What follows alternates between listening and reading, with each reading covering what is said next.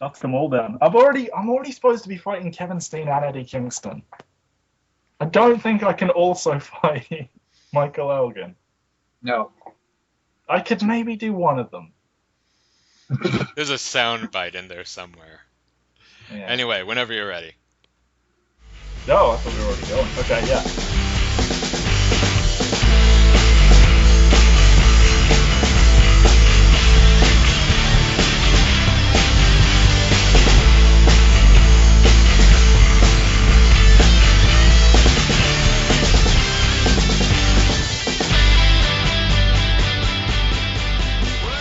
Hello, everybody. Welcome to the Podcast of Honor. I'm here. I'm Matt Waters. I'm from England. Don't be alarmed by my accent. Do you know who's not from England but still has an accent? Well, we all have accents. But Ari Bernstein, he's from New York. Do your New Yorker accent, Ari.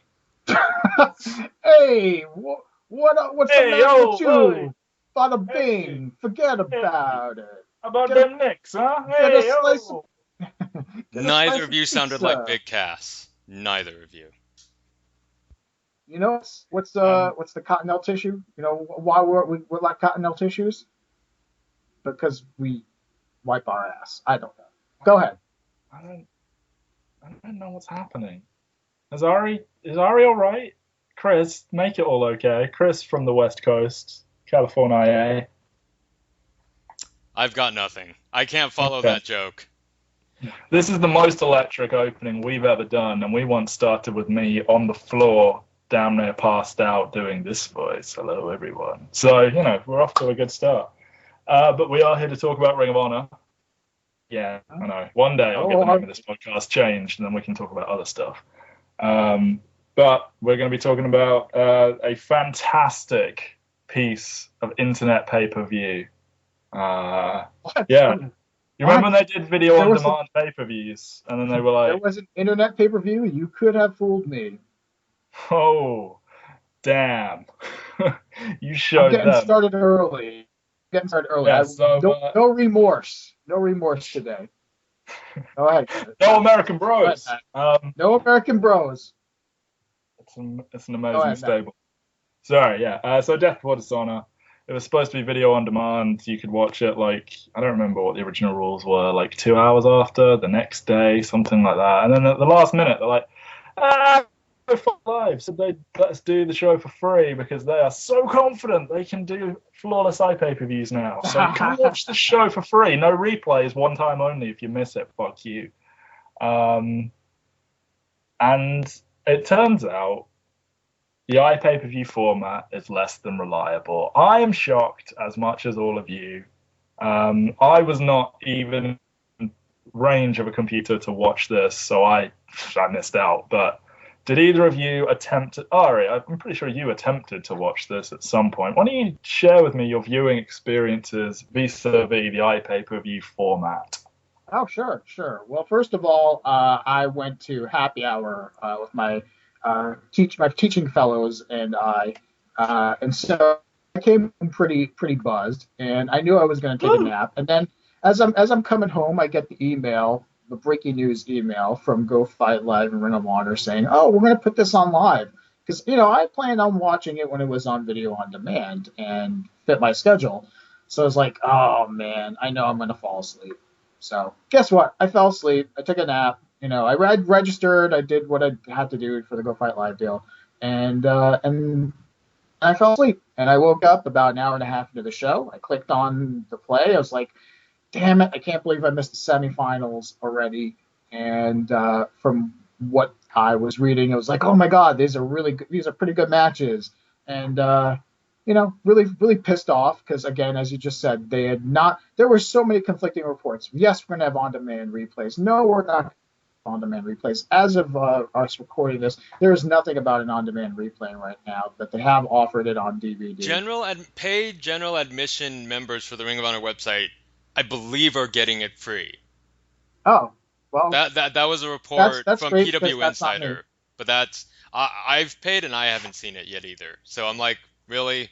Good job there. Anyway, go on. So I clicked on about an hour and a half, and it was the American Wars versus the Forever Hooligans, and it was pretty good stream. It was working as they had promised. And then, the finish of the match happened. And as soon as the finish happened, it was like, it's sort of dribbled to a slow crawl, and there were, the stuttering moments. It was like slow motion. And at that point, I was like, you know what? This is not a good sign, and I know exactly what is yet to come. If this is any indication of it. And so I just clicked off and I said, screw it. I'm just going to follow along on Twitter and do anything else but watch and try to watch this show. So it took care of a whole bunch of other business. And that was my pay-per-view experience. First sign of trouble, I cut out because I knew what was going to happen. So I'm sorry, everyone.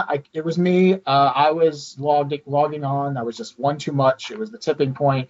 I killed everyone's pay-per-view feed, and then I cut out and ran. So ha ha ha ha ha. It was me all along, Austin. It was me all along.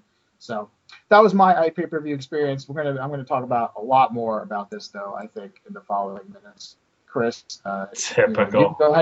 You can go ahead and tell everybody what you saw and what you did, because I know you saw it from the beginning and then stuck around as much as possible.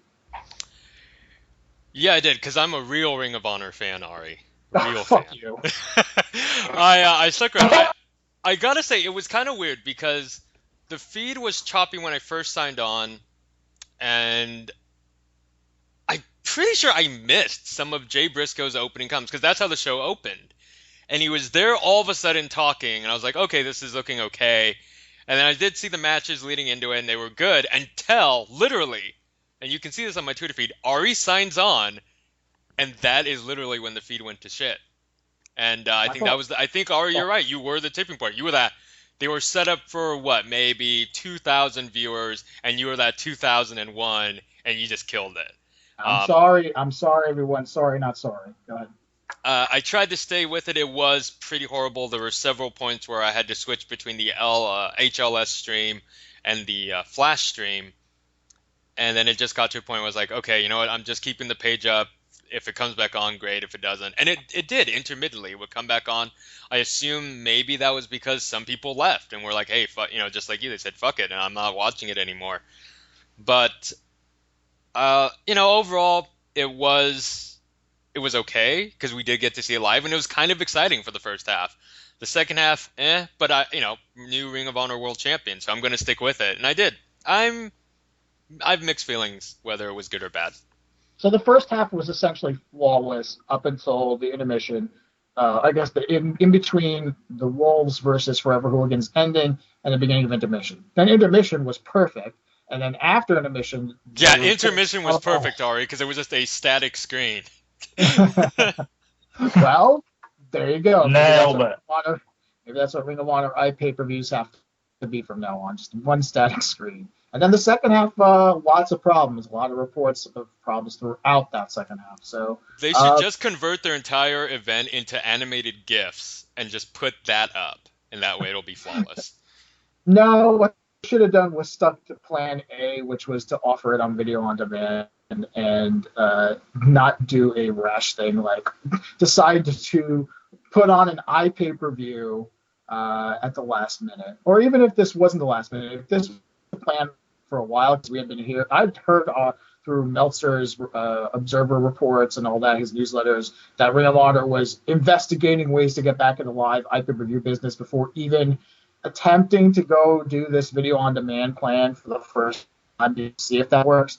And to me, I was like, oh, man, that doesn't sound good. But they probably wouldn't be able to get to it right now. They got to have at least one video on demand a try at this point before they get back to it.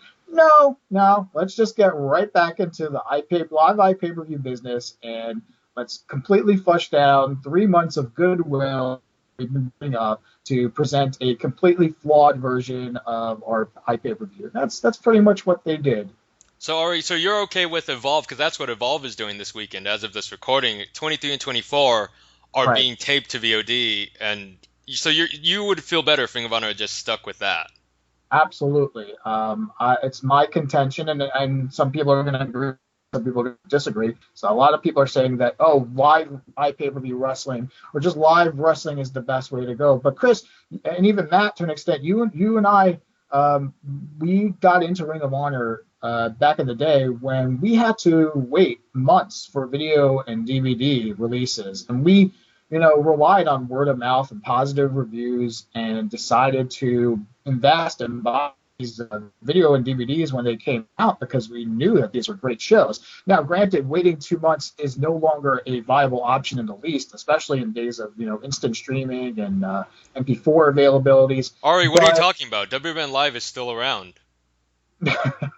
Touche. But you know what? But the point stands. I mean, you could still do something with video on demand, 4 hours to 48 hours later, putting the service on, putting the show on, and the positive reviews, the word of mouth from the shows, and the results that come out is going to dictate more people buying the show. And, yes, they put on this show for free, but I honestly think that they lost out more overall by offering this show for free and having the problems than they would have had they just simply stuck to doing video on demand and getting what they could from people buying video on demand and then word of mouth and then DVDs. To me, it seems like, let's say there were 2,000 people who watched the show for free, and 1,500 quit out of frustration and said, I am never ordering a Ring of Honor pay-per-view again.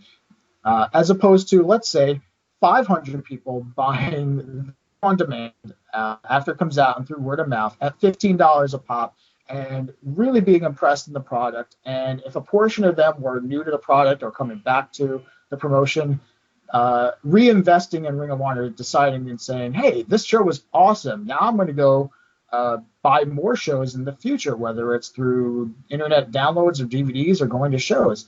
I'm not an economic wizard, but to me, it's common sense. Offer video on demand and put out a great product, because the show is great. And of course, we're going to be talking about the problems of the iPay-per-view delivery more than the show itself, which fucking sucks. But that's the way it is. That's the news, and that's how we got to cover it. But what we should be talking about is how awesome this show was. That Adam Cole is a crowned new Ring of Honor champion, and you have got to see this show to see what he did and how he won and what he did afterwards to cement his standing as the new Ring of Honor World Champion. And a lot of people say, "Oh, I won't buy shows that are on demand or on replay," and I honestly think there are people who say that are just that to say that, and a lot of them would actually, through positive word of mouth, decide to take a shot at it and find themselves liking what they see. Sure, but I mean, I am a fervent supporter of PWG, who are entirely you have to wait to see this company. I mean, sure, they put up those previews like 2 days later, and those are always awesome. But as good as that is, if you told me I could see PWG live as it's happening, or something with storylines as they're happening, when Chikara did an iPay-per-view, when Ring of Honor did their first iPay, I mean, that main event was what it was. But I was incredibly excited when Ring of Honor were going live on an internet pay-per-view. I know they used to do pay-per-views, but I had no way of seeing those from where I live. And when they said, worldwide, you can see this anywhere, live, everything as it unfolds, I was so excited. And I was excited for Final Battle. I was excited for the Big Bang. I was excited for most of the early pay-per-views.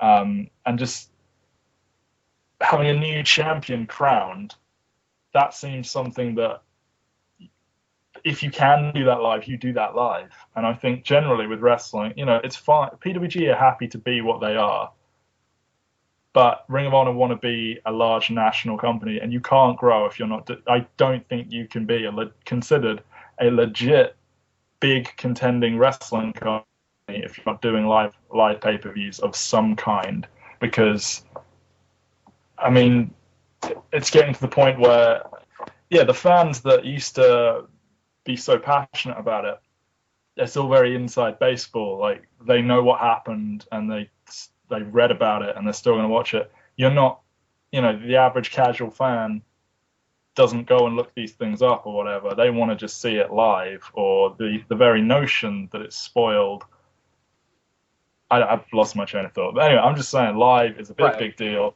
And when you've got these big storylines and reveals and twists, now admittedly Ring of Honor haven't done a lot of them when they have the opportunity to. How many times have we done a podcast where we said, oh, I thought they were going to do this to go off the air, but they didn't. But nevertheless, the opportunity is there. And if they can get it right, they should try. And Go Fight Live came... Well, theoretically, it's possible. It's not an impossible task. WWE stream of it. So they pay more money for it and all that. But if they can get it right, even the WrestleMania 29 stream has problems, you know that iPay-per-view as a delivery system, live iPay-per-view, has serious flaws. And, to jump back into bed with Go Fight Live, who promised, it was, worded that they were the one who promised the full stream.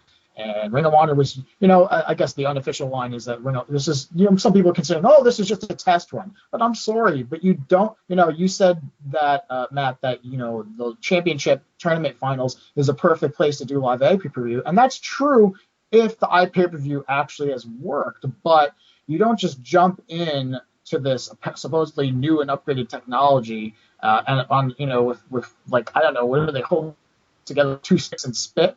And, and this is your big event. Everything that you've done has been leading up to it.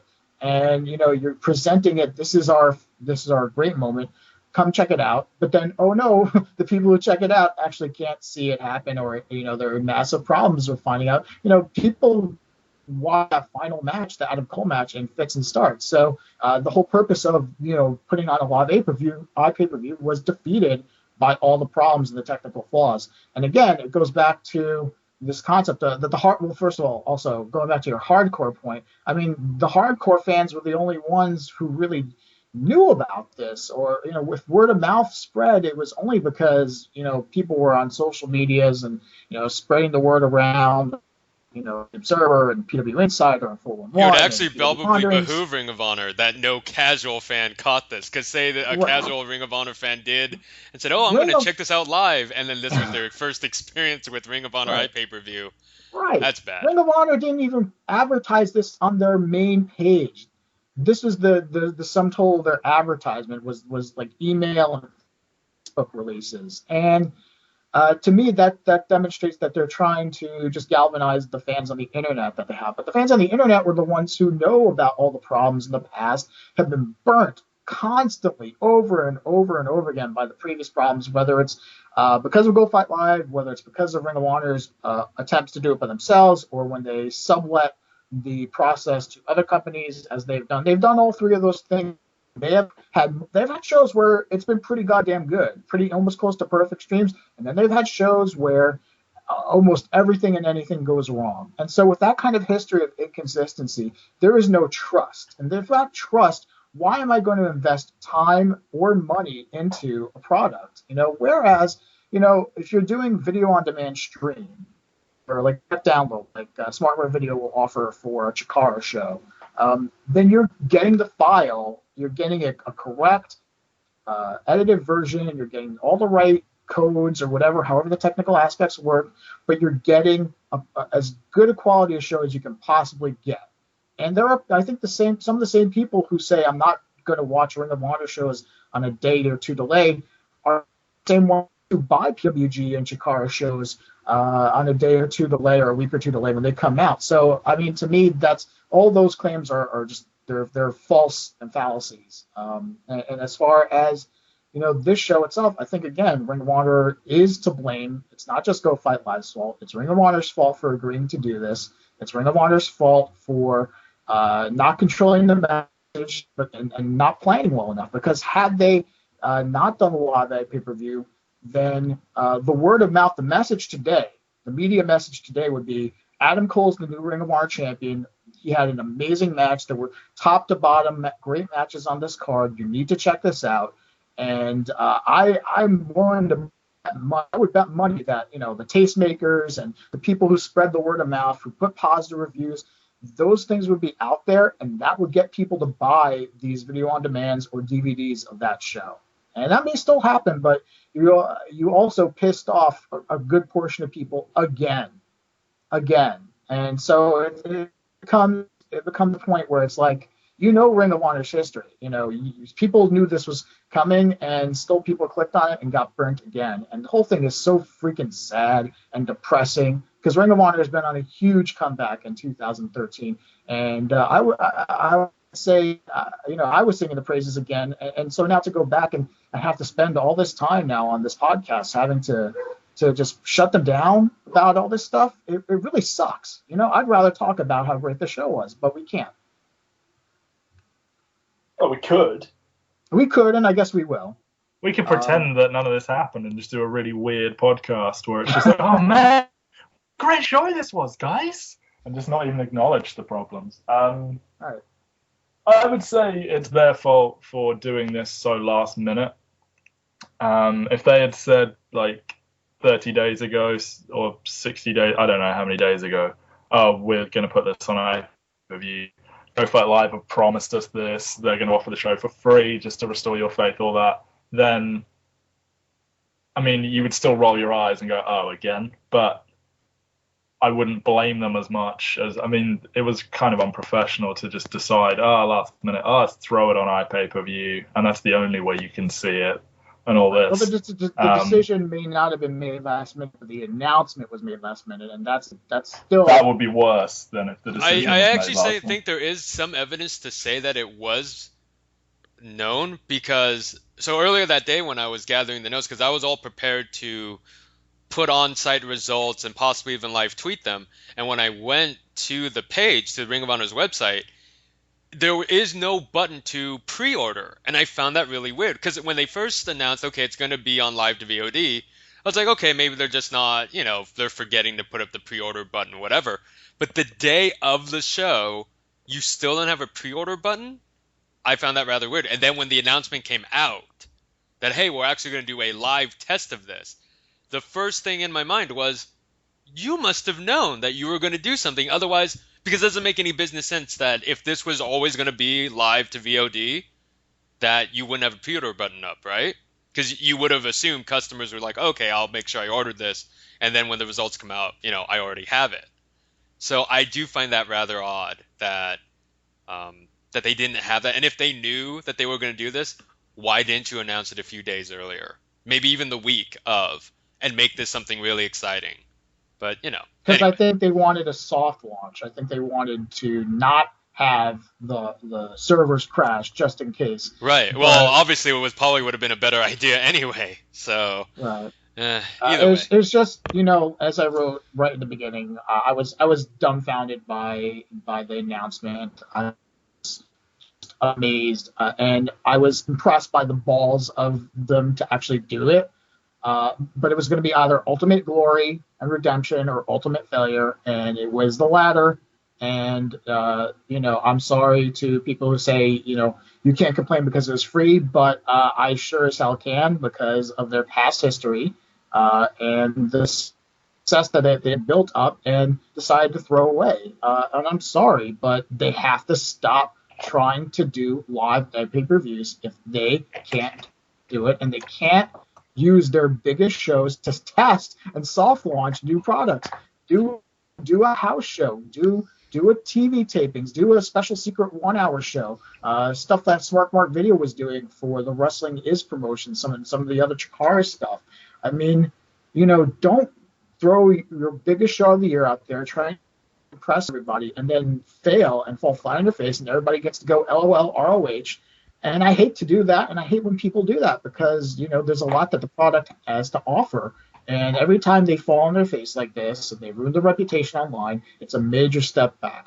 And to me, they have to focus on their strengths. They have to build other revenue streams. They have to work on these VOD and MP4 downloads and, get that stuff right. And then let's see how far that goes. You didn't even give that a chance. You didn't even give it a control. I mean, if you're doing an experiment, you need a control factor. And I mean, I don't care about the house shows and even the Manhattan Mayhem show, which was a major show, but I don't know if that was going to be an iPay-per-view or not. This was the first one we knew that was going to be a major iPay-per-view that you were going to do just strictly video on demand. You weren't going to do live iPay-per-views anymore.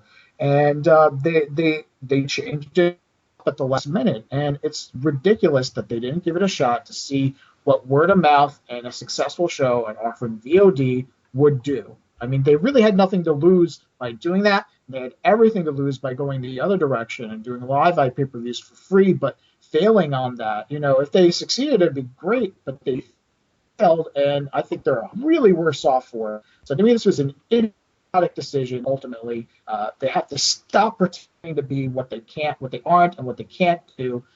And iPay-per-view isn't. I wrote that iPay-per-view is dead on Twitter. It isn't dead because other companies have done it and done it with consistency. But Ring of Honor show no consistency, and so they need to go with what works for them. And they have to, as Matt said before, they're trying to be something more. They're trying to be something bigger, but they have to stop that. Ambition is great, but you have to be rational and realize where you are at a certain point, and you need to build from there. And they didn't take the step back that I thought they were taking a step back to get back to where they were, but instead they tried to reach for but this hasty thing. Like if they did iPay-per-view and it succeeded, all of a sudden everybody would come rushing back and buy the next iPay-per-view. But that plan went up in smoke when the second half went up in smoke. And so, like I said, they are way worse off for it right now. And I could go on, but I would just be repeating myself, getting myself. And I'm not really angry, even though that's my tone of voice, I guess. But I'm more just sort of like just accepting of this as being what it is. So, Chris, have you got any more thoughts on this? No, not really. I actually just wanted to ask more, Matt, before we get into it. How much grace are you willing? Because obviously Ari, has his bias by having the experience that he had. I'm somewhere in the middle where I can understand people not using this against them too much because it was quote unquote free, but I also believe that consumer has the right to have a product that works. So Matt, and I know this, I don't mean this to insult you, but you are pretty much, out of the three of us, the more casual Ring of Honor fan. How much, when you hear this about this issue, you didn't watch it, you were vacationing and having fun. When you come back into the news and you hear this and you go, oh, so they had an IP or they attempted something, they failed. How much does that make you say, you know what, maybe I'm not going to give the VOD a shot, or maybe I'm not going to give the show a shot? Like, how does that affect you? Cards on the table. I don't really watch Ring of Honor anymore. I read about it and I think about checking stuff out. And this is something I would have considered if I were there because it was free. I have limited time and money now, and I would prefer to spend my money on PWG than Ring of Honor. Sorry, Ring of Honor. I'm always going to be interested in Ring of Honor because I have this history with it, and I do feel the loyalty to the company, but they don't really do anything. When I know I can watch the TV show for free, I'm not incentivized to pay money for it. Maybe if I was more invested in it because I was watching more regularly, like when I was unemployed and I was like the busiest guy on this website who wasn't called Chris GST, then yeah, I mean, I was more heavily invested in iPay-per-views. But in the situation I'm in, where I am a very fraudulent host of a podcast, it doesn't really, it's just another funny moment, like the show and what happened on the actual show in front of the live crowd is more important to me at this stage than my ability to watch it, because if I so choose to want to watch it on video on demand, I can and I will. Well, I assume also you're actually going to be able to watch most of this on TV because they promised to showcase the entire world title tournament, so you're going to get to see the main parts of the show. Yeah, exactly. I assume maybe a couple others. You might even see Hooligans versus American Wolves. I don't know. Maybe. Well, in the when I was still watching the TV regularly, they were beginning to show damn near entire major shows. Yeah, events. That was pay-per-views. They're events, essentially. That was a complaint of some people. I thought that was actually pretty smart. Yeah. As long as they did it in the weeks after the show. But. I mean, at this stage, are they maybe better off just not having like a televised pay-per-view, but some kind of special 2-hour edition of the TV show like where they have title Champions, matches, or what TNA is attempting to do, I guess, where like they the turn one that only events into TV events. Oh yeah. I like those. because they don't have to be completely stringent to their themes. Like they had the Destination X Impact, and they had Shut the No up, man. You Surrender didn't watch Impact. Hardcore Justice. I watched TNA now, man. You didn't watch Hardcore Justice. Did you I'm really? sorry. Yes, I did. Oh, wow. I fast forward through it, but you know, it's No, there. it counts. It counts. It counts. No, but we've been saying this ad nauseum on this podcast. 6 hours ago. We have said, I think we've said for the last year that Ring of Honor is slowly but surely transitioning into a television product, and that's what it is now.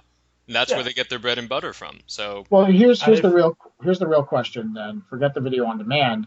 Next time they offer a live pay-per-view, but this time, let's say they offer an iPay-per-view, but this time for $15, and same rules apply from usual. You get the replay for up to a year. You get the on-demand when it comes on.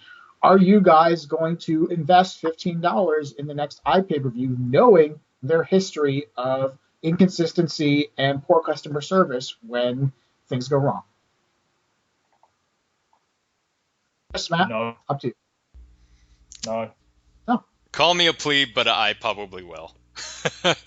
Right. I'm that's the thing. whatever. They're counting on this battered wife syndrome from the Ring of Honor fans to go back to the service. I won't do it. I will say if it's I Go won't Fight do it. Live, I will not. And, you know, it's nothing against the guys over there. I Go don't care Fight who Live. it is. But, Well, if you put me back into who I was when I was, you know, active as an ROH fan and seeking things out as opposed to being casual, I probably would, because even if your live experience is ruined, I don't know, it's kind of a cop-out, and it is battered wife syndrome, as you said, but I mean, if I wasn't reviewing a show, I wouldn't always stay up, because I'd have to stay up late, so it's less convenient for me than it is for you guys. So I would have to really, if I'd stay up late, especially for a show, and then it burn like that, yeah, that would suck.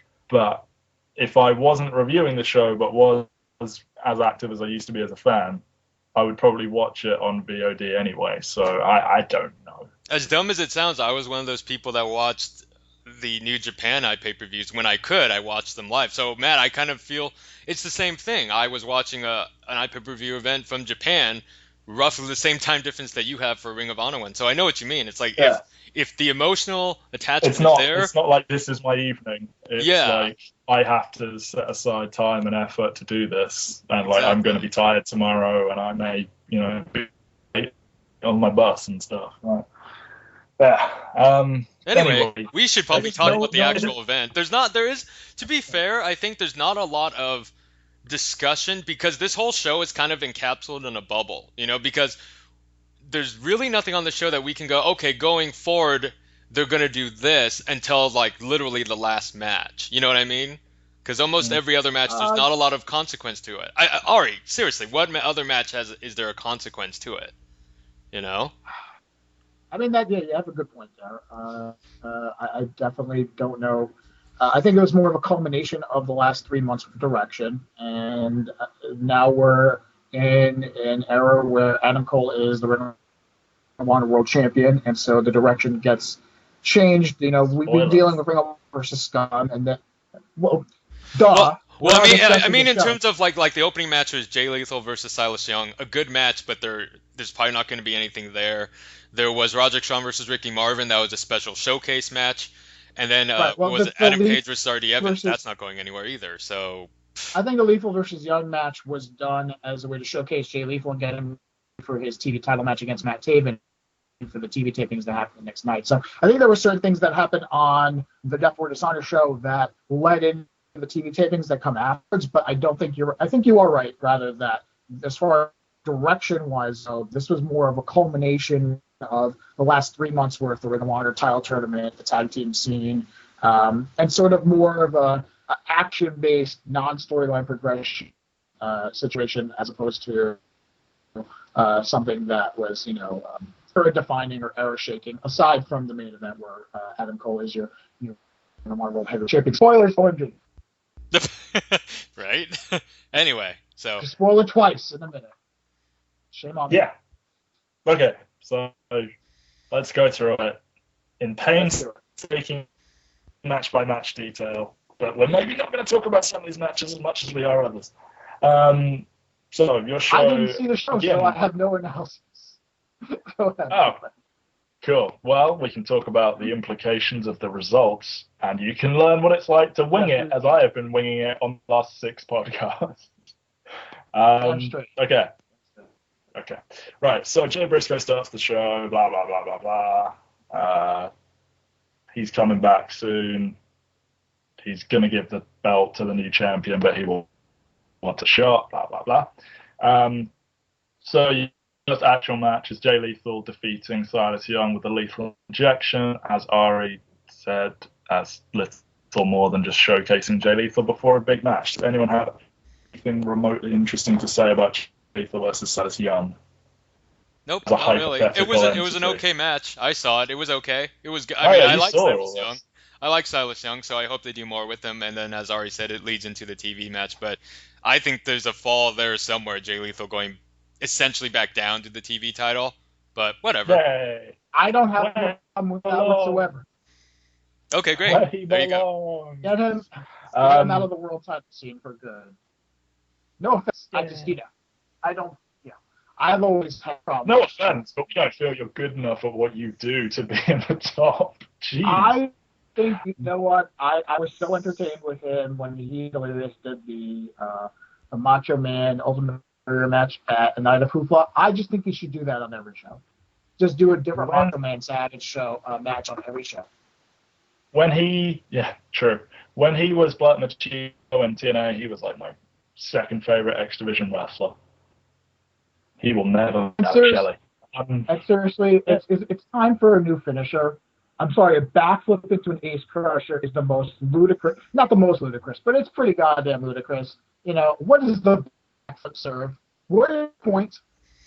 You know what's funny is that there are times when Jimmy Jacobs uses that, not as a finisher, but he just like does it out of the blue, and it's like, isn't that supposed to be someone else's finisher? It's weird. Anyway, I don't care. Just use an ace crusher. Swan does it.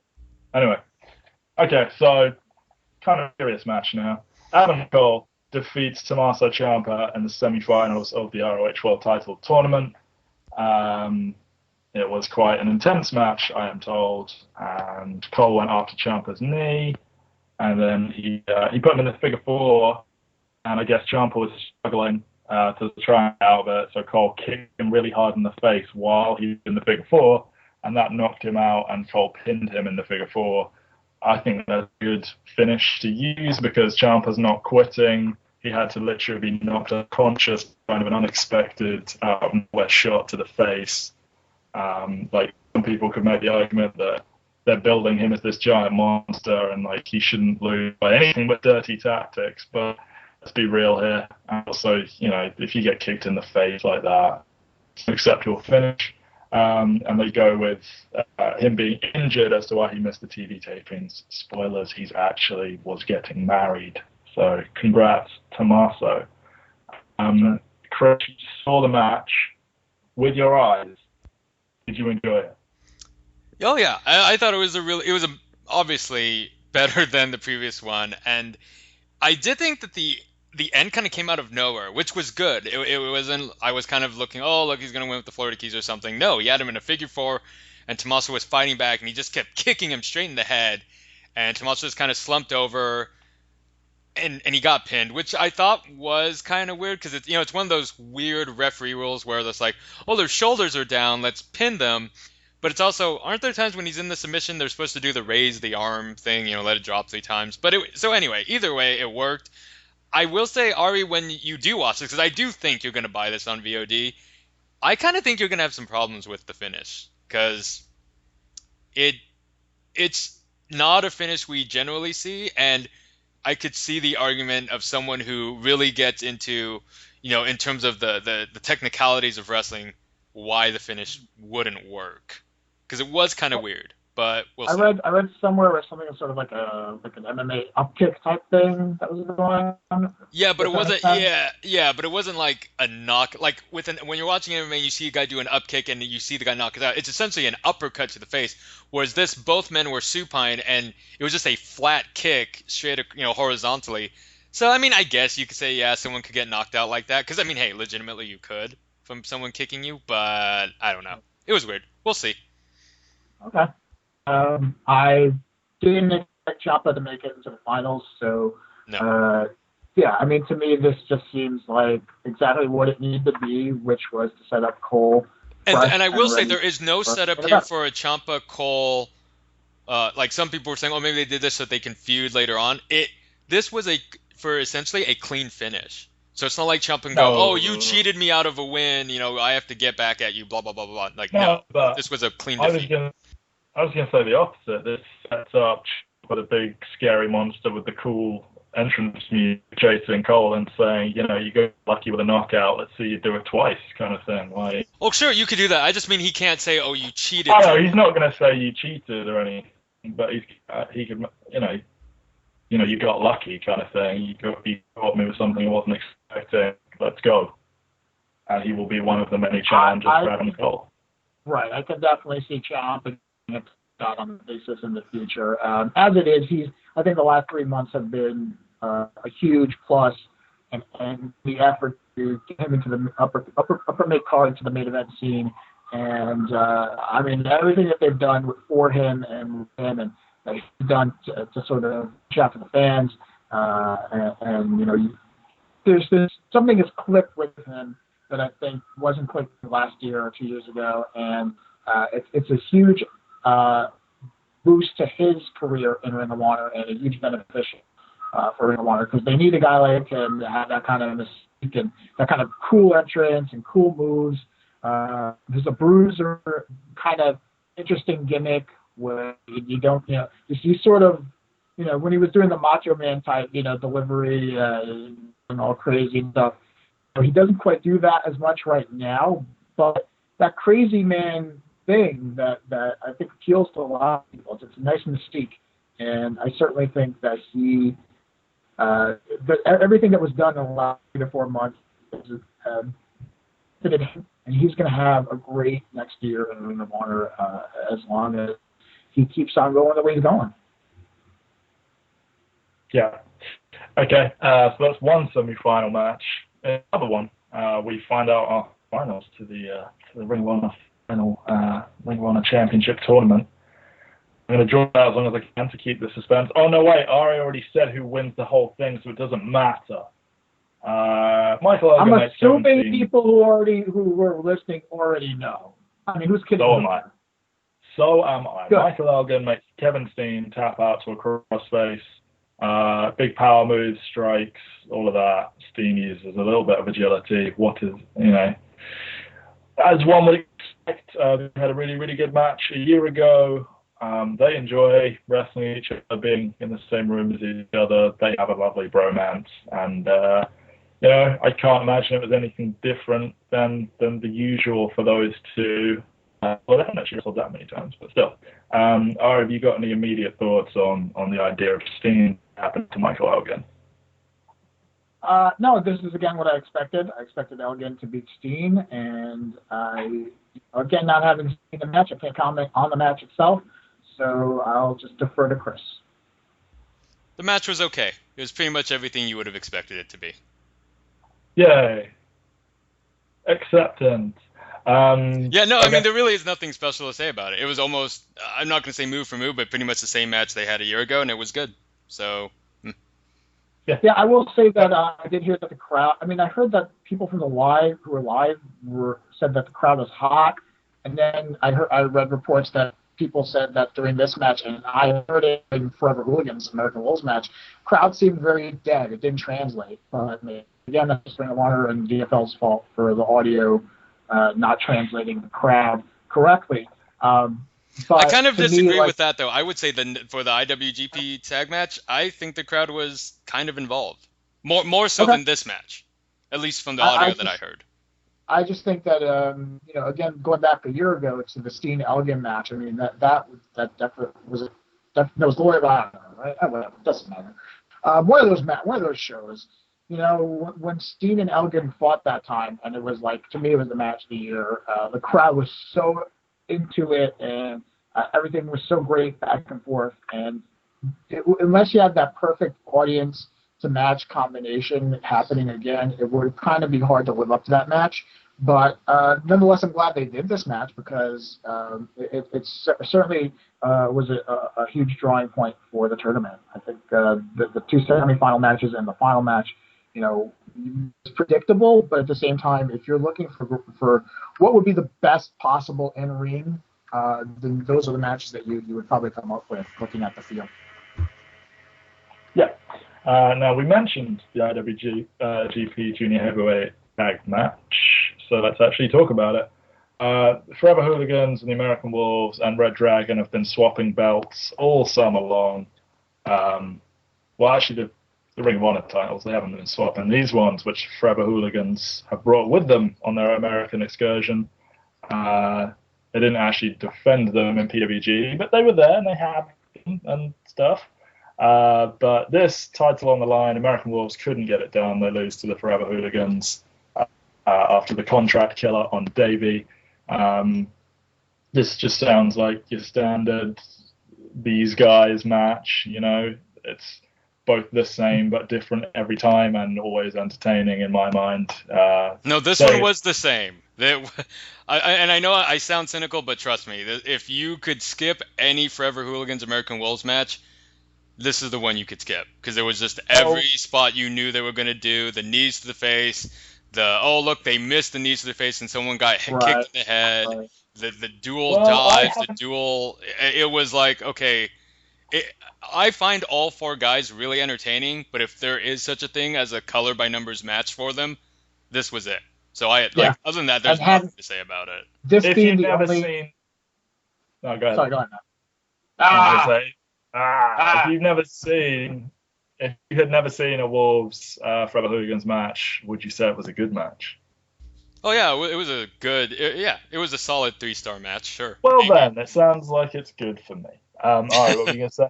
No, I was gonna agree with Chris, and this being the only match I saw, that this would be pretty much, as you said, color by numbers. Awesome phrase.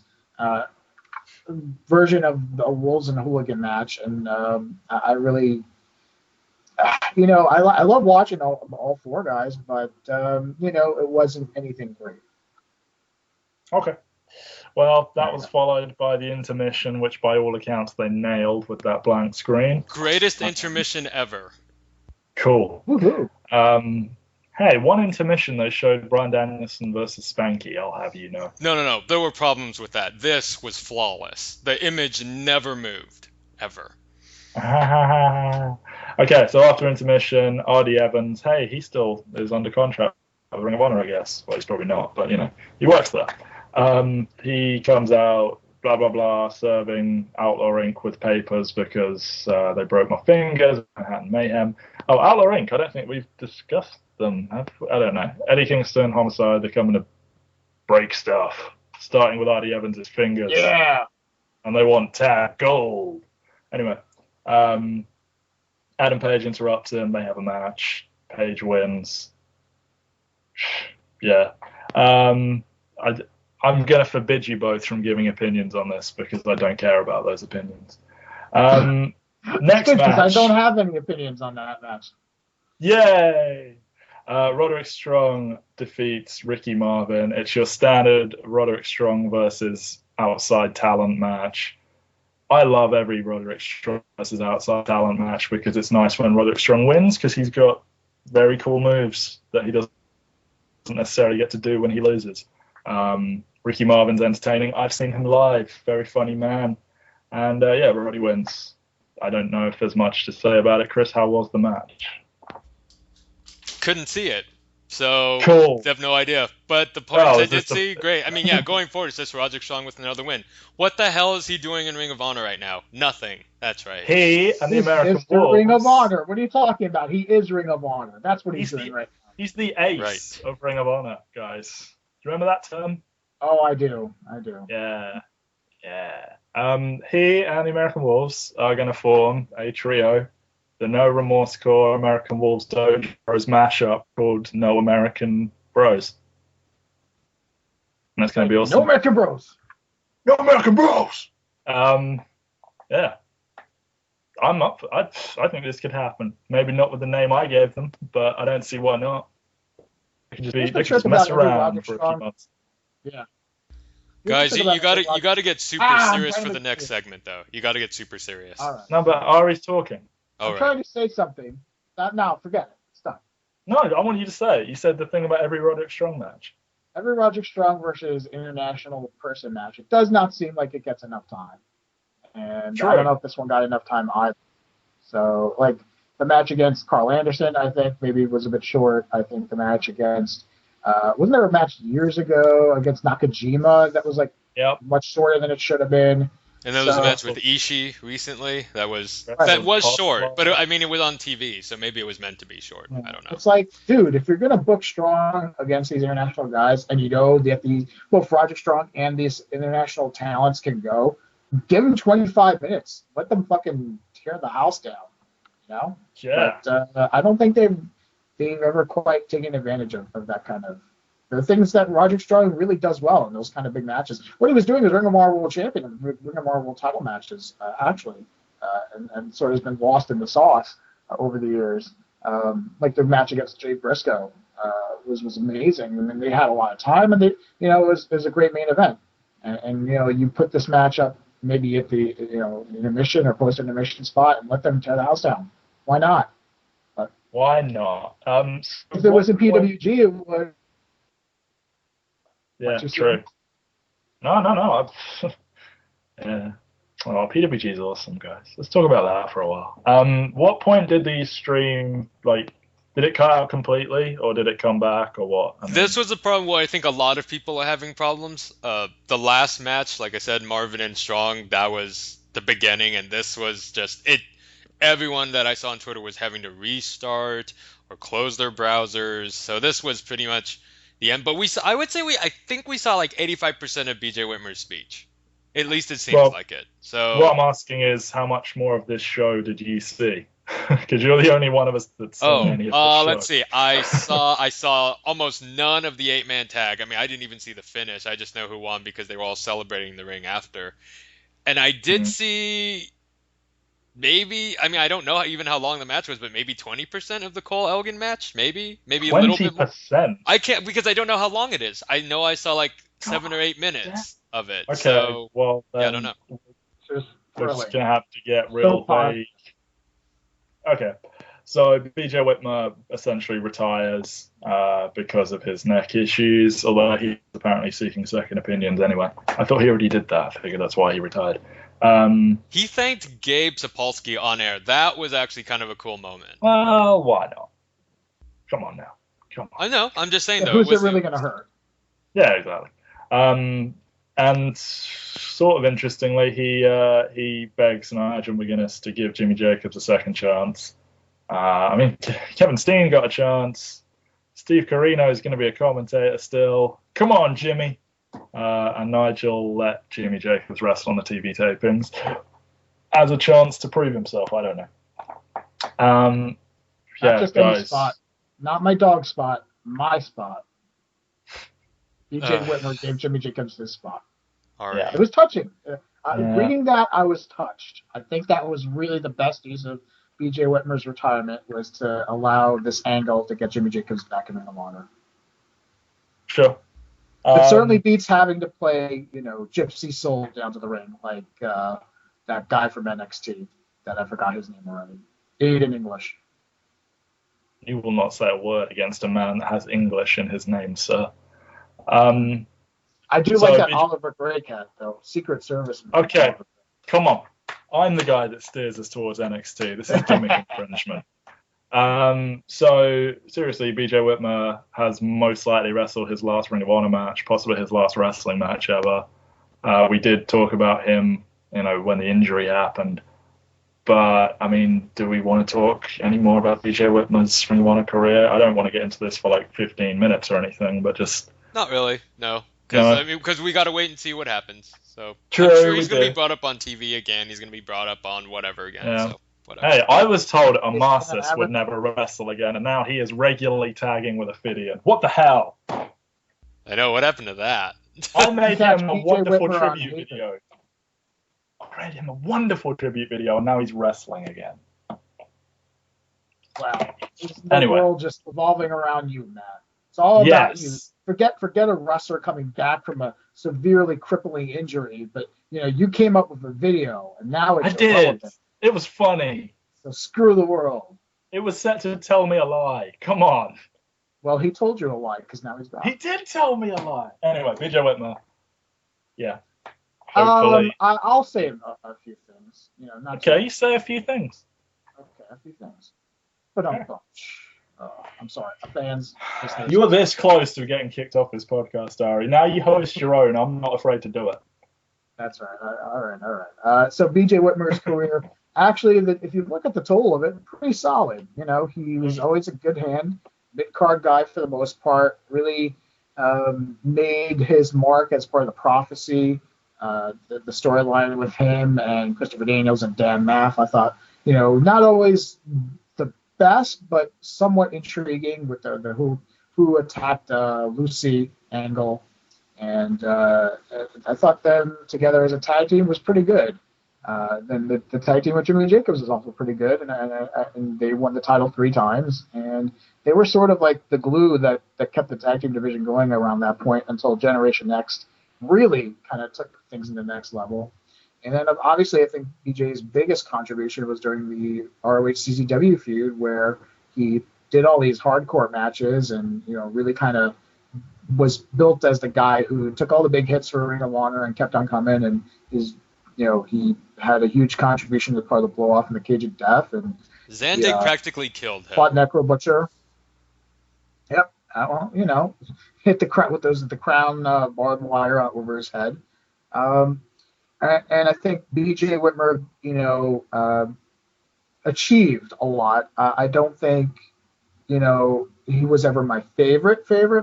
And I think, as far as charisma and personality goes, there was something to be desired at times, but he definitely was a really good role player for Ring of Honor. And, obviously no one deserves to have a career shortened, by a brutal injury to what happened. And so I feel really bad about that. And, obviously his comeback was a really good story, not just in Ring of Honor, but throughout the independent world. I just hope that he is able to contribute to Ring of Honor in other ways. I think someone like him who, has been a mostly positive influence and has, a lot of people seem to be behind him as far as, when he got injured, everyone really kind of just flocked to him and gave him a lot of well wishes. And you saw a lot of the Ring of Honor roster really kind of express their connection to him. So I really do hope he can continue to contribute to Ring of Honor in some way, even if it's not in the ring. Yeah. And of course, we wish him a general good recovery. And of course. I hope everything is the best, and maybe he'll get a sci-fi television show in the future that he can come on Ring of Honor Plug. Yeah, maybe Triple H can tell him he's got a neck like a stack of dimes 6 times in 20 minutes. And it would be the truth. Yes. Anyway. Okay. So Wrestling. Yay. An 8-man tag match that Chris didn't see any of. I don't think anyone except the people live saw this. Okay, well, you had Red Dragon, Kyle O'Reilly, Bobby Fish. You may know them. They are champions in this company. They teamed with Matt Taven, another champion in this company, and Michael Bennett. He's got Michael now. I swear. When did this happen?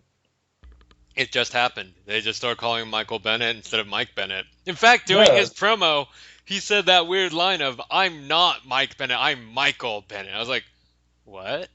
Okay. Okay. So you guys remember that? It was like I think it was on a TV, and it was the weirdest promo ever. It's like, I got what he was trying to do. Like, he was trying to say, I'm more serious and whatever, but it's like, you just went from Mike to Michael. That's all you did. So. I just wondered because it's on his T-shirt and everything, and I don't know, weird. Anyway,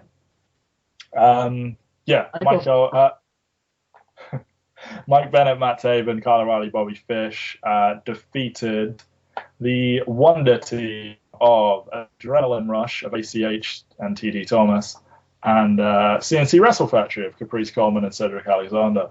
I would imagine there were many flips in this match, and then it ended with Cedric Alexander eating. Alexander won. Sorry, I have misinformed you all. The crazy Flippy team won the match when CNC hit overtime. On O'Reilly, and they pinned him, and then Bobby Fish attacked. How many super kicks do you think were in this match? 17. I mean, you got Kyle O'Reilly, Bobby Fish. Kyle O'Reilly doesn't do super kicks. Okay, Bobby he Fish does doesn't do savate super kicks. kicks. Okay, fine, he does savate kicks. Fine. I've seen Mike Bennett throw a super kick.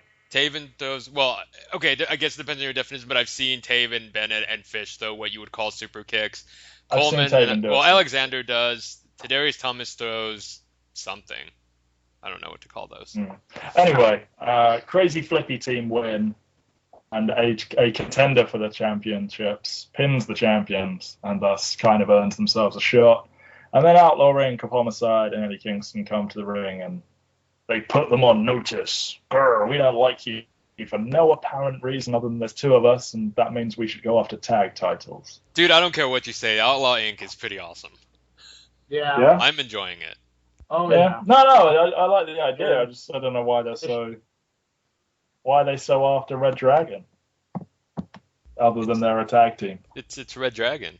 They hold the title. The belts matter, Matt. They matter somewhere. They're taking the belts back for the people. For the people. Back where? For Brooklyn? who? To Brooklyn? Maybe. Yeah. Maybe. I wouldn't mind that. But homicides from that stuff. Anyway, That sign is in Brooklyn. I don't know these things. I don't live in New York. Oh my God, there's a Brooklyn in England, isn't there? He's from that. Yeah. Probably.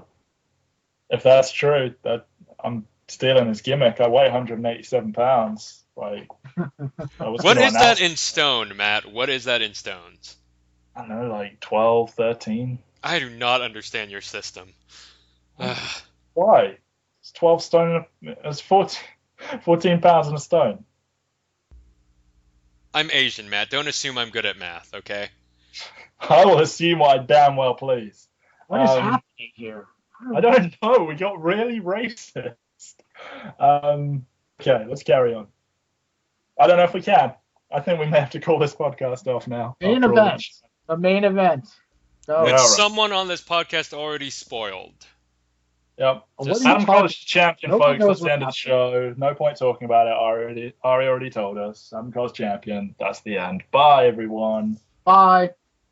You gotta love the fact that there were judges for this match. And my first tweet when they announced that, I was like, God, I hope one of these judges scores the match a draw. Just because. And for anyone that doesn't know, there was a boxing match very recently. No one cares about boxing. I'm sorry, the judges thing was... Where did they pull that out of? What is garbage? Leave that shit with Jim Cornette.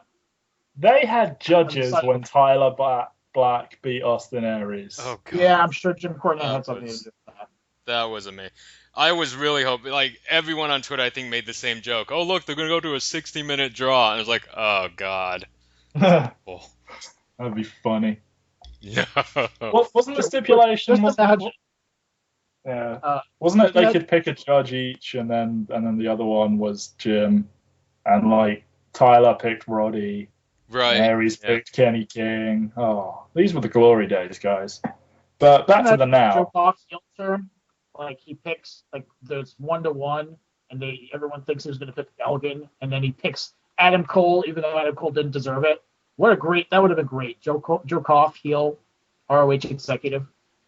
Oh, yes, because that's what we need in wrestling, another executive turning heel. You're goddamn right we do. Heel GM always works. But Dixie's not a GM. Dixie's actually the owner. I know. Take that, trailer trash. I love AJ Styles, guys. Wow. I said it twice before we were recording, so listening audience, you get to hear it now. I love AJ Styles, guys. Adam Cole pins Michael Elgin. He does many, many German suplexes and then does the Florida Key. That I would have loved to see. Because, okay, we all know Adam Cole's pretty strong, but Elgin's... Would you love to see that, Chris? Because I would have loved to see that, too.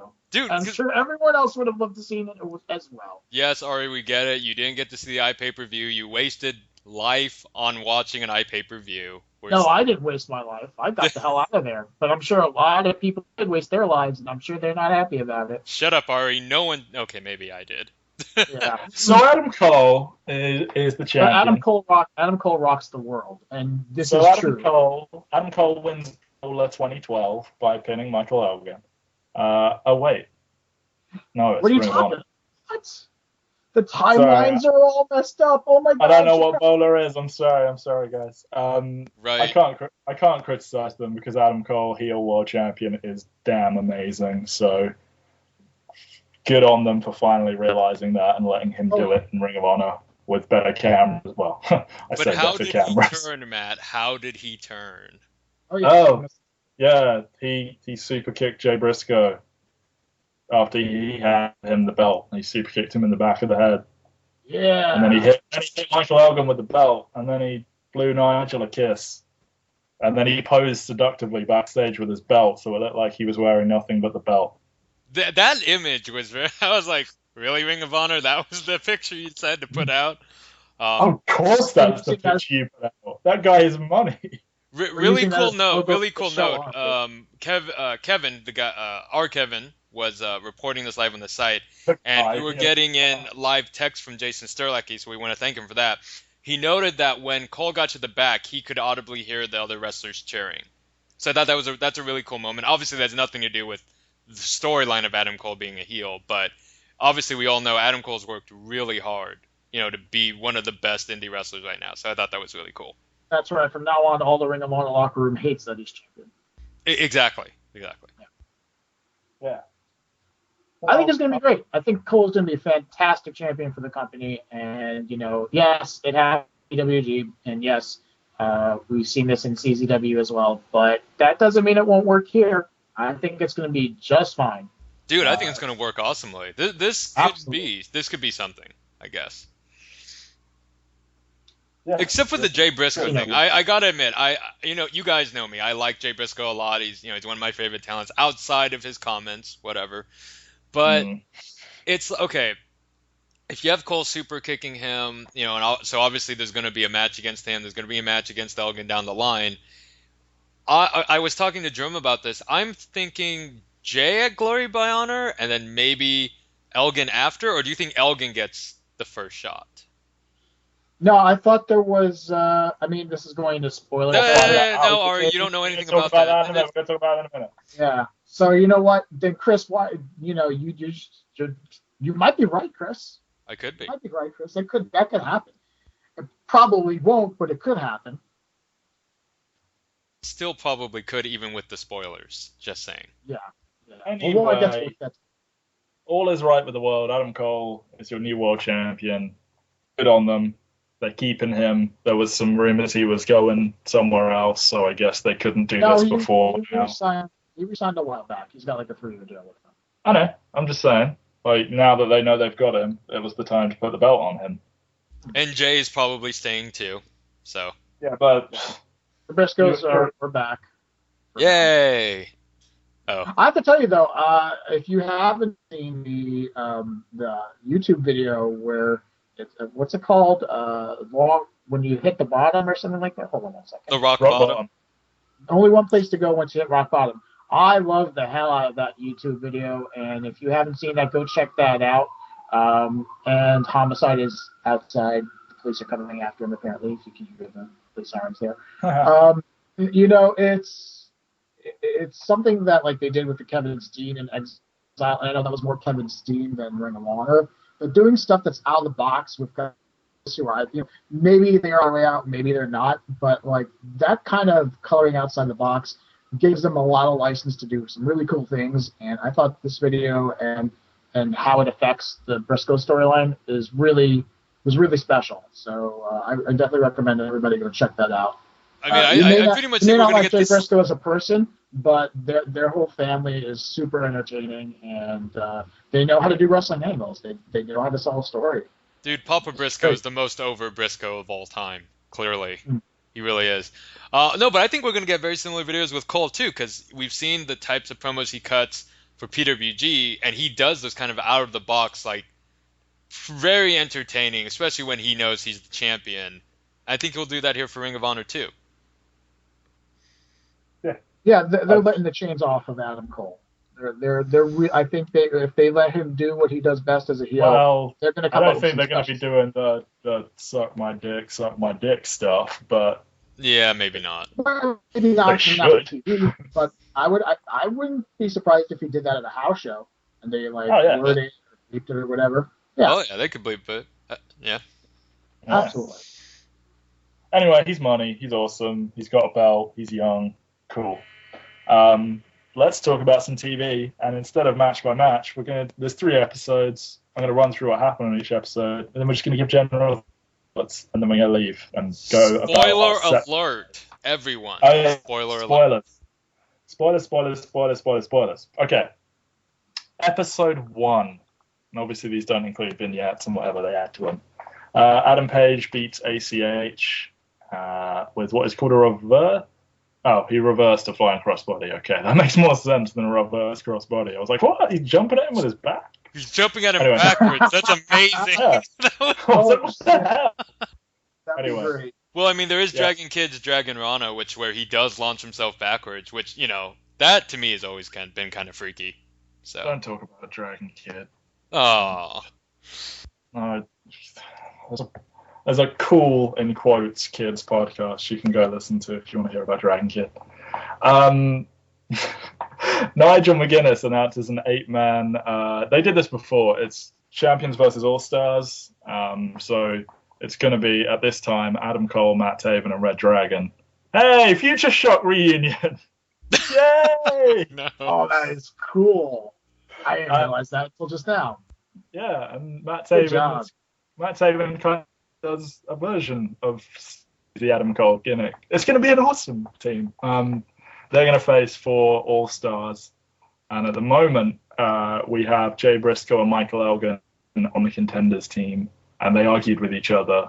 And someone said it seemed like Elgin might be going heel, but I can't imagine that to be true. But anyway, I guess if anyone on the... I've read different things about this, but I've read that if any of the All-Stars pin a champion, they get an immediate title shot against them, suggesting they will wrestle twice in a row. I don't know.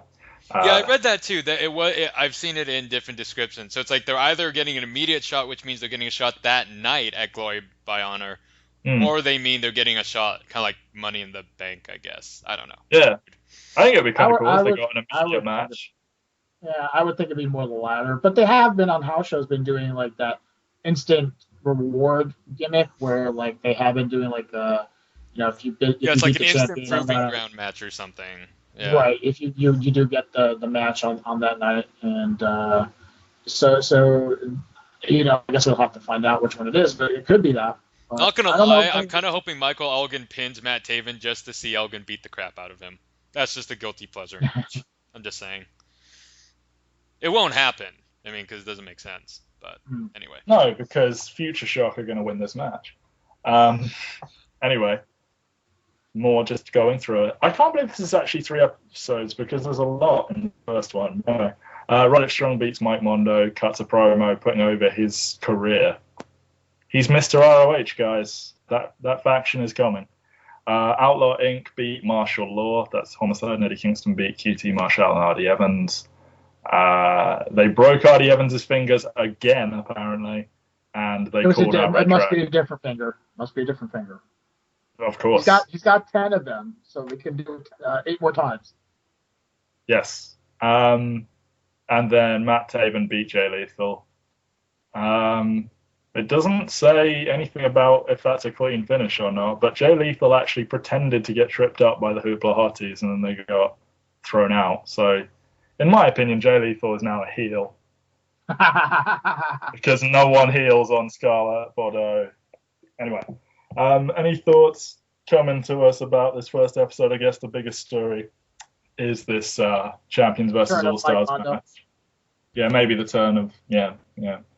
Anyway, Ari, what are your immediate thoughts on this episode? Seems like an episode. I do think I like the Champions versus All Star concept. I liked the match a couple years ago. And the way Roger Strong's talking, I wouldn't be surprised if he gets slotted in as one of the guys on the All-Star team. Yeah. Wouldn't there need to be a tag team? Because if you have Jay Briscoe, Mike Elgin in there, and then you're facing the Ring of Honor tag champs, there has to be a tag team in there, though. Not necessarily. I mean, what if Roger Strong wins and then he gets, he finds a partner?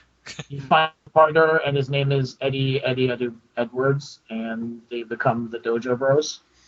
Or what if they somehow force Jay Briscoe off this team, or Michael Elgin off this team, and it's Jay Briscoe, Roderick Strong, and the American Wolves.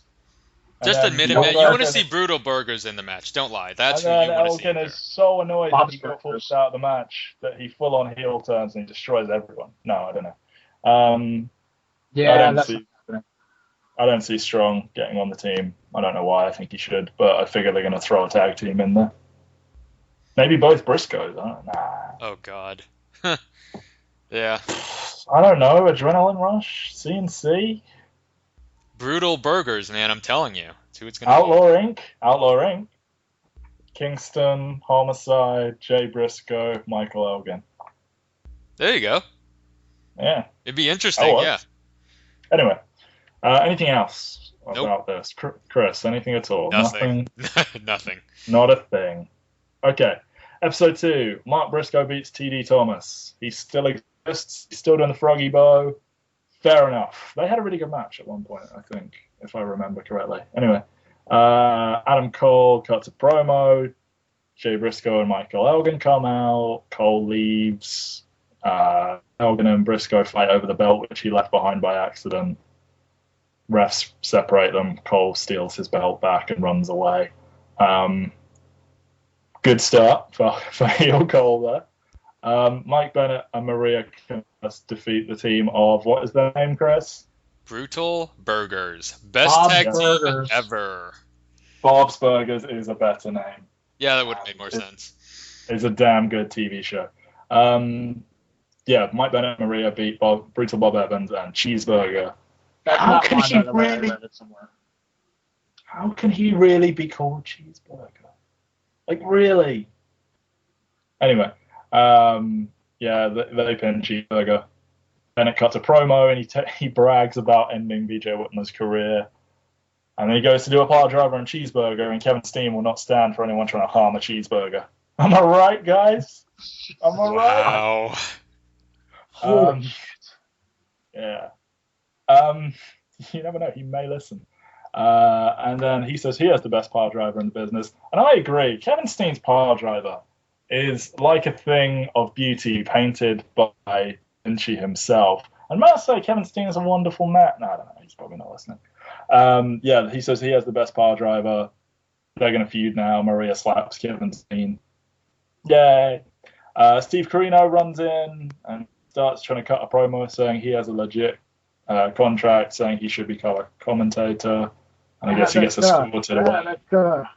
Yeah. Apparently he attempted this during the pay-per-view or before it or something as well. But anyway. And the main event of episode 2. Red Dragon beat the Forever Hooligans and CNC Wrestle Factory in a 3-way dance, 1 fall to a finish. And O'Reilly pins Kozlov after Chase the Dragon. And then Outlaw Inc. run in and steal the belts. And then they run around and then they give them back. Yeah, that made no sense. I didn't understand that at all. I was like, okay. But whatever. Half Outlaw Inc. Yeah. You only do half a criminal activity, then we take it back. Yes, exactly. But hey, CNC, man. Give them one more title match. You just got to give one more title match, man. Well, if you think about Kozlov, Kozlov got pinned, so CNC, they didn't lose the match technically. I love Caprice, and I think Cedric works well with him. He's learning a lot with him. But they've got to cut another promo besides Nigel. All we're asking for is just one more match because we never got a fair. Dude, they are the Usos of Ring of Honor. They just get the shots, lose, and then get another one. That's we need one more match. And come on, say something else. Please say something else. Anyway, So Adam Cole, he's a chicken. Jay and L going to continuing to fight. Nothing really progresses there. It's just more of what happens in episode 1. Bennett and Steen, Carino, Outlaw Inc. Let's move on. Episode 3, third and final one. Jimmy Jacobs beats Silas Young in what's called a very short match. Young cuts a heel promo on the fans, and he accuses Jimmy Jacobs of using BJ Whitmer to get his job back. Whether Jimmy has convinced Nigel that he deserves his job back after winning this match, we don't know, but that's what happened. Davey Richards fulfills the second half of the contractual One of the Wolves plus Roderick Strong versus international talent double shot. Davey Richards beats Ricky Marvin with a brainbuster. How many finishes does Davey Richards have? I mean, I've seen him win a match with a brainbuster before, but goddamn.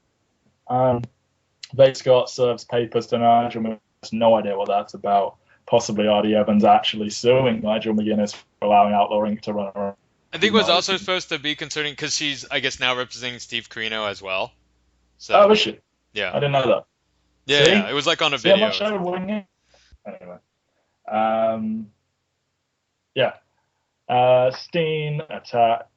Steen is in the main event against Eddie Edwards, but Mike Bennett attacks him and hits him with a power driver. Steen demands to go on. This is kind of the opposite of a match that happened ages ago. I swear Steen pile drive at Eddie Edwards before a match on TV on HD Net days, and then Eddie fought on anyway, and I think he won. Anyway, Steen fights on, but he cannot win the match. Eddie Edwards rolls him up, and then Bennett attacks Steen again. Steen pile drives Bennett, and then Eddie Edwards pile drives Bennett, and then Steen says Eddie Edwards is pretty good, and that ends the show. But that may be for the live crowd. Because Eddie Edwards may be leaving the company. Maybe, I hope not. So episode 3 there. Less going on. What do we think? Yeah, I mean, obviously Bennett and Steen are going forward, and that should be fun. I mean, Ari, for us that were not exactly high on Mike Bennett in the beginning, he's turned it around. He's solid. So yeah, this is it's going to be a mid-card feud. Steen needs something, because he's not going to be the focus of the title right now. And, I'm sure this will take them to the final battle, basically. And we should remember they're going to come back to Philly on February 22nd, 2014 for the 12th anniversary show. Wow. That's big stuff. 12 years, man. Not very many indie promotions can say that. So. Yep.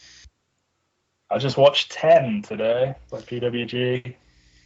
How'd you like it? Good. It's all right. Yeah. Yeah. Looking forward to bowl. Looking forward to Tremendous 3 in 2 years. Well, because they go, they've had like 7, 8 Tremendous 2. Right. Yeah. I get what you mean. And then 10, 11 Tremendous 3. Yeah. No. That makes sense. Tremendous 3 last year? No. 9 last year? Oh, Tremendous 4 then, whatever. Or Tremendous 3. I look forward to PWG continuing to exist. I look forward to them bringing in some other talent that we didn't know was awesome, and then finding out they're really awesome. I'm waiting for them to bring in Grant Akuma and Silas Young, and then I'm pretty much happy with that. I'm waiting for you to shut up. What? Don't do either of those things. Why would anyone? All I know is that in a year you can look forward to Adam Cole and Kevin Steen, and perhaps another two, maybe Red Dragon teaming up as Mount Rushmore of ROH, Mount Rushmore of Ring of Honor. There you go. Well, I mean, you've got to think Steen Cole is one of the matches they're going to do. They're going to do Cole Ciampa, Cole Elgin, Cole Briscoe, Cole Steen, Cole Jay Lethal. Probably. You know it's coming. Yeah. Yeah, you're right. Probably. Yeah. Cole, Jimmy Jacobs, maybe at some point. Who knows? They did have a really good match, didn't they? Yeah. Redemption. You know what I mean? So. Oh, yeah. Of course. And then Cole versus Homicide and Cole versus Eddie Kingston on a double shot weekend. No, that's classic Ring of Honor, that would be. Yeah, we're done here, I think. Has anyone got any additional business they need to conduct? Nope. Nope. Monster We're just gonna go Mafia coming to September Oh, 28th. yeah. Oh, there you go. Right. Yeah. No, I that's don't good. know nothing They've about done that. they've So done dark matches for Ring of Yeah. Honor before, so hopefully they get some more work. sell me on them. Good luck What's to their them. thing? I don't know anything about them. Sell me on them. You've never seen Josh Alexander or Ethan Page, like, ever? Nope. I don't watch AAW. I don't watch AIW. Okay, well, they're a pretty good tag team together, but I think separately they're pretty solid. I really like, and you know, there's some of the younger guys coming up, so they're just guys that you should be keeping an eye on. I hear Ethan Page's name a lot. I can only assume that means he's good. Yeah, and Josh Yeah. Alexander, you know, he's getting out there too, so it's kind of weird. Like, this is probably going to be a horrible comparison, but he does the power stuff, like, you know what I mean? Like, he does a lot of power moves, but he's not actually that big. Like, he's not like Elgin, you know, where you would Saying he's Roderick Strong. essentially, but he is. I'm pretty sure he weighs more than Roderick Strong. But anyway, They're also big fans of Monster Mac and Dan Moff. wow. And on that bombshell, it's time to plug things. Chris and I will be appearing in a new wrestling magazine, Total Wrestling Magazine, I believe, if we're allowed to talk about it. If we're not, Chris Yes. edit this off. There you go. No, Matt, we're definitely allowed to talk about it. Yeah. Yeah. Chris is going to be telling you about what he's writing about. I'm going to be doing the laziest possible thing, and that is just sort of a regular funny feature of amusing photographs and tweets. Oh, Yeah. no, the real know. lazy thing would have been It would have been what? a list, a top 10. I love top tens. I do loads of top. There you go. I love a top 10. Last There's time an I idea wrote for you for for free. a thing, yeah, the last time I wrote for a thing that wasn't PWP, I think I did a list of top 10 hypothetical matches for Kurt Angle if he came back to the WWE or became a free agent. Anyway, yeah, that's pretty much all I've got. Ari, I know you do things. You want to plug a podcast that you host that we guest on, don't you? Sure. Why not? It's called Podcast of Honor. Actually, no. It's called the Ring of Honor. Hey, wait a minute. Ring of Honor Retrocast just premiered last week, and we're joined by my two Patriots here, Matt and GST, and my friend Chris McHugh and PWP webmaster, editor in chief, all around person, Jerome Cuson. Did you just call Jerome the webmaster? Chris is sorry, doing yes. this right You just now. called him an all-around person. Also, it's like, yes, Jerome is a person. All around, not all of specifically. that is factually correct and not at all complete hyperbole. And Okay. so, look, we're going to be covering past Ring of Honor shows, stuff like Man Up, and we're going to be talking about why those are good shows and why they're important to Ring of Honor history. So the extra double-sized, gigantic debut feature issue episode is available now through PW Rings on iTunes and Stitcher. So be sure to check that out and give me and the gang some feedback. What do you want to see? What can we do to improve? What worked? What didn't? And what shows do you want us to review in the future? And it's going to be something we're going to be doing every so often. And I had an awesome time hosting it, and I really hope we will continue with it. And we got the next one in the works already. So keep an eye out for that. Otherwise, Twitter at Ari Bernstein, ARIBERENSTEIN, and check me out there. And pwponics.com. Yep. And now our webmaster, Jerome Cuson, will pimp the website. Go ahead and take it, Jerome. He's not going to let me live this down, is he? I'm sorry, GST. I love you, bud.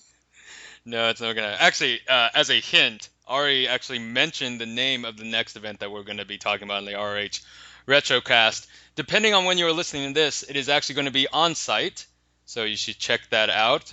You can download the audio as well for the Ring of Honor Retrocast, so enjoy that. As far as what Matt was talking about, yes, I am also writing for the Total Wrestling magazine. I believe it's an e-magazine for right now in the UK, but obviously you can check them out. We do have their banner on the site, so you should click on that, read about them. I did several articles, so Matt, don't get all jealous and mad, but I reviewed. Whoa. Yeah, it was all very much last minute. I reviewed Reclamation Night 1. I did an article about the new Ring of Honor World Champion Adam Cole, and another feature called Indie Fact File, where I basically just gave a very, very short history on AR Fox. It's going to be a recurring article about different indie talents, though always throw me a name that you want to hear about. And we do stats, basic stats like win record, stuff like that. Other than that, top 10 lists? Yeah. Come on, get on that. There you go. I'll get on that once I do 10 articles. Then I'll do a top 10 list. So then, pretty much, if you're listening to this, we want to thank you and appreciate that. If you could, do a review for us on iTunes or Stitcher, we greatly appreciate that. You can always follow us on Twitter at PW Ponderings, and of course, Facebook.com/Pro Wrestling Ponderings. If you just want to talk to me, that's CGS Tong, CGSTONG on Twitter, and same handle at pwponderings.com is my email. Thank you, Jerome. And everyone remember, Jerome is an all-around person. Also, on behalf of Ari and Chris, I'm just going to say goodnight, everyone. Bye!